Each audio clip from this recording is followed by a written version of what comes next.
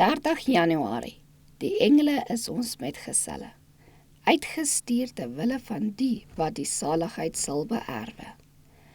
Is hulle nie almal dienende geeste wat vir diens uitgestuur word ter wille van die wat die saligheid sal beerwe nie?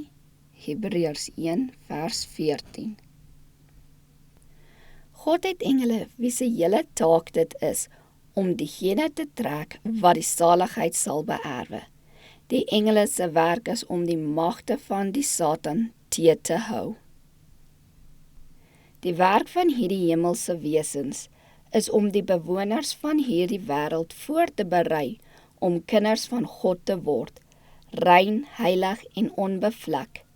Maar hoewel mense bely dat hulle volgelinge van Christus is, plaas hulle nie in 'n posisie waar hulle hierdie bediening kan verstaan nie, en so maak hulle die werk van die hemelse boodskappers moeilik. Die engele wat altyd die aangesig van die Vader in die hemel sien, sou liewer dig by God in die rein en heilige atmosfeer van die hemel bly. Maar daar is werk wat hulle moet doen. Hulle moet daardie hemelse atmosfeer tot siele bring wat versoek en beproef word, sodat die Satan hulle nie ongeskik kan maak vir die plek waar die Here hulle in die hemelse howe wil hê nie. Owerhede en magte in die hemele werk met hierdie engele saam vir die erfgename van die saligheid. Engele wat vir u kan doen wat u nie self kan doen nie, wag op u samewerking. Hulle wag dat u op Christus se trekkrag moet reageer.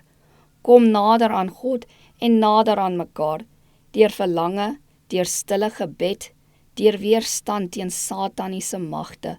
Plaas u wil aan die kant van Gods wil, solank as u een begeerte oor het om die duiwel te weerstaan, solank u opreg bid, verlos my van die versoeking, sal u krag hê vir u dag.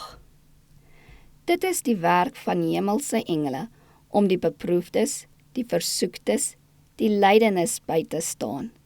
Hulle arbeid lank en onvermoeid om siele te red vir wie Christus gesterf het.